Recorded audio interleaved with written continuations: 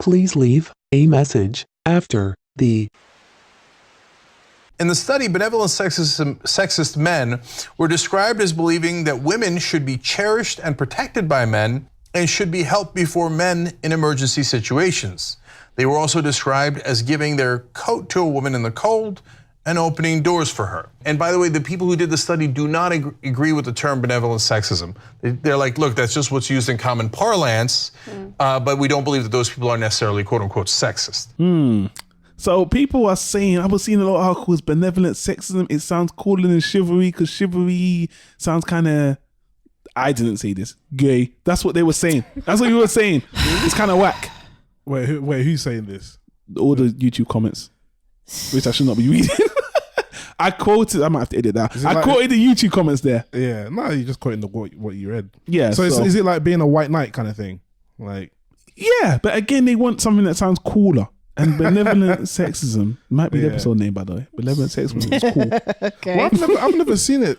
I've never seen it described like that. Sexism in that way, where it's like actually being chivalrous is a form of.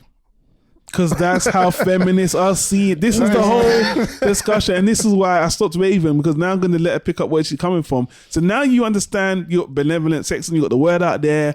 You kind of understand it, and you said you kind of agree, and it's being framed in this new word or this new phrase now. Yeah. What do you think of this whole thing? And then we'll talk about what we think about the whole thing as well. I think is bullshit. So basically, was that like a meta joke? Because BS. There you go. Well, that's what I thought when she said BS, and then she went into it. I still thought bullshit. Like I still assigned it to bullshit. Yeah. Like how can you think this chivalrous act is? Yeah, it doesn't make any sense to me. So and wait, also, you think people criticizing chivalry is bullshit? Not the benevolent sexism itself. So I think the idea that it's like, my understanding of it is that doing these acts is a form of sexism, right? Basically. Yeah. How my quote for South Park have this whole bit. You watch South Park the season where they got this guy who's a principal now. What's he called? PC principal, and he's got his assistant called Strong Woman. Strong Woman and PC. That's her name. Oh man! And they're always going up against. She's so strong. She don't want anything to be done with her. I'm a strong woman. Don't touch me. Don't open the door for me. Don't do this. So, South Park are running rounds around this. So yeah, the reason why I say it's bullshit is for two reasons, and you have to run with me here. Okay, go on. First thing I thought of when I was listening to this was Sex and the City back in the 90s. Now, that's been criticised by a lot of modern day women as being backwards, women wanting men, I think for this kind of almost on par with this same reason by a lot of modern day women. I remember a particular episode where the main character, Carrie Bradshaw, I'm sorry if this spoils it for you, but seriously, if you haven't watched it by now, then that's your problem.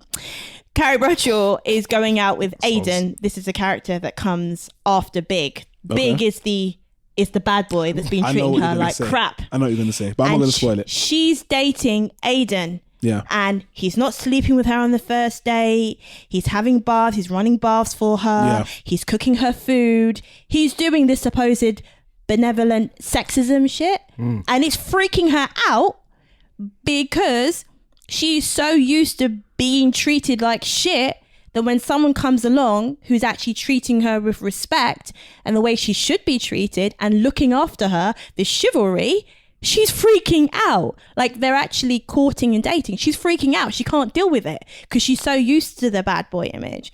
And so this reminded me of that whole thing. Like women are now so used to being fucked over that this whole chivalry thing is being turned into something that it really isn't.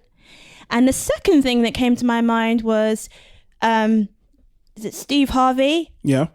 Act like a man, think like a man, act like a woman, think like a man. Oh yeah, the book. Yeah, his book. Yeah. I haven't read his book in full, but I saw the film adaptation. Yeah, which is Think Like a Man. Yeah. And she is it Nia Long? I can't remember. Nia Long. Yeah. I think, is it Nia Long? Yeah. It might be Nia Long.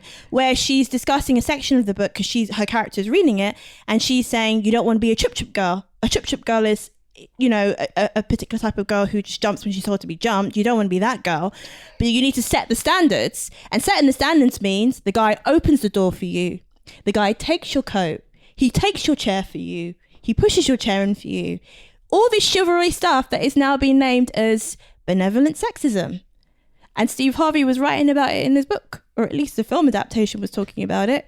So it's like, on the one hand, some of these feminists, because I do consider myself a feminist, but not like, I don't agree with this, I'm sorry.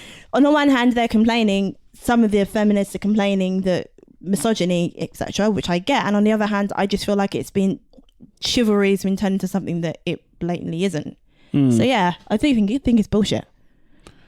You know what? I think of the saying, you can't win for losing, to be honest with you, because, you know, when the pickup culture became so prevalent in, you know, I don't know if I've spoken up, well, next month I kind of wish this came up next month because I want to talk about love and relationship a lot next month. But anyway, I read that book by Neil Strauss called The Game, where he spoke about his experience in the pickup artist. A phenomenal book, especially the sequel called The Truth as well.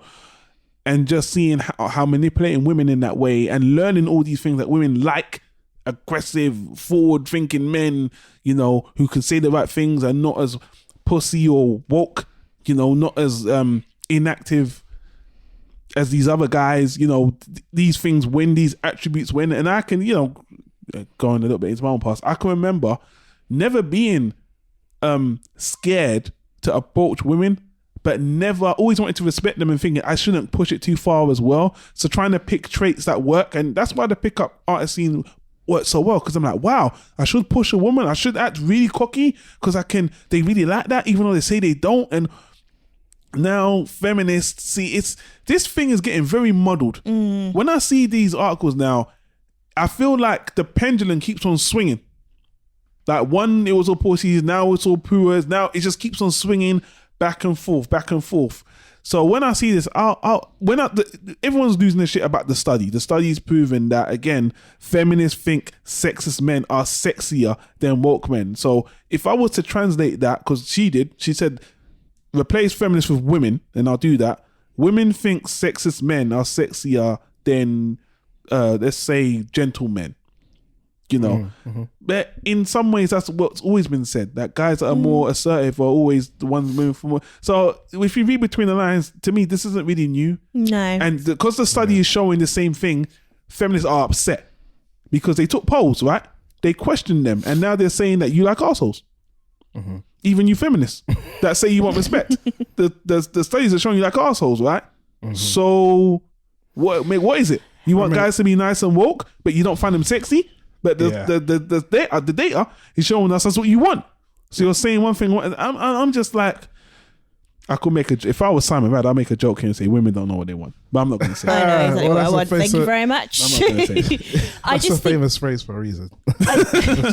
I just think there needs to be a fine balance. Like if you're doing anything, regardless of what sex you are, if you're doing anything with the agenda to get something else, then it's a dick move because you're not being truthful and honest.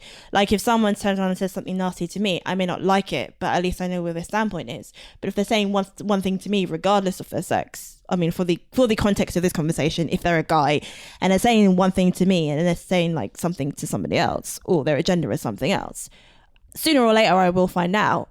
And I will lose all respect for you because you just weren't straightforward and honest. Sure. I have more, not that I necessarily like the guy leering at me, but if a guy turns around and goes, all right, you got great tits, I have more respect for that comment than someone, and this has happened to me, a guy manipulate and try and work my mind over a period of months and get to know me, and he's implanting certain things in my head, and then looking at your social media, following you. No, this is actually learning about you. This is actually an ex-teacher of mine who tried to get me into bed when I was doing his acting school. God damn. Right. And then manipulate the situation so that we're supposed to be doing like acting work and try and get me into bed. Like that I have no respect for. Like just be honest with where you're coming from. So like I said, as those examples, I don't particularly like being lured at or you got great tits, whatever, but I have more respect for the person that's just upfront about that. But bringing it back to the article, were you surprised just about the study, just hearing about it? Did that surprise your order when you heard that? Feminists like arseholes. I'm just translating now. Not really. No. Did it say where they did the study or how they got the? Sometimes I hear like there's someone did a study and it's like okay. Again, I'll link. T-Con gave us a good link, but the Young Turks picked this up. That's the clip I got. Check's voice straight away. Yeah. Exactly. The Young Turks picked this and did a big talk about this. They did a really good one. So they dig Young into Turks, everything. okay. So yeah, and it was people found it very interesting. I think it's an interesting study. Yeah, but interesting. I don't. Here's the thing about if again we'll do this next month more, but all this stat shit. Deal with people individually. Yeah. Because this stat shit is nonsense. It's really like getting a snapshot of what everybody thinks. It doesn't capture the individual. I gotta just wrap up and say that. Yeah. So Stanley, have you got anything else to say? My point is just pretty much what you just said there. Like when people talk about this kind of stuff all the time, but when it comes down to it, when you meet people in real life, I till this day, I still haven't met a feminist who is all the way to that level where they're like, you know, the type of feminists that you see on YouTube and it gets popular on social media because they're triggered by every single little thing. Yeah. And that they hate men. You rarely see them, you rarely meet them in person.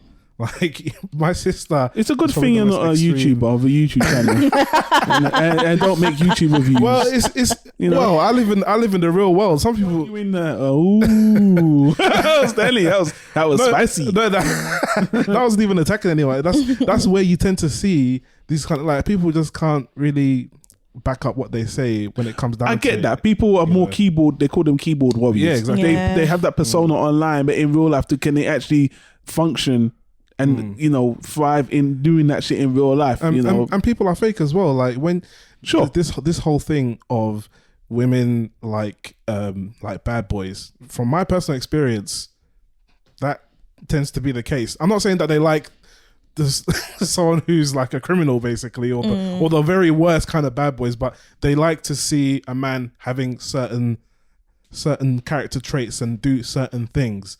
Say the cheeky chappy thing, overstep the line that one time. That's from my experience. That's what I tend to see women like, that kind of thing every now and again, and they definitely don't tend to like the guy who's very like the guy that came after Mr. Big. Yeah. In Sex and the City. I mean, what I will say to that is that obviously it depends on, like you were saying, to balance what you were saying and to balance what you were saying is basically that obviously, hopefully, women, well, we grow, hopefully, and that hopefully happens earlier on in your life.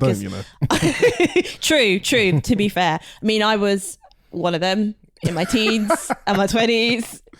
In my 30s, I do not have time for that bullshit. Yeah. I got to move on. I got things to do. So yeah, not Speaking of moving on, let's move on. Please leave another message at voiceofmail.com.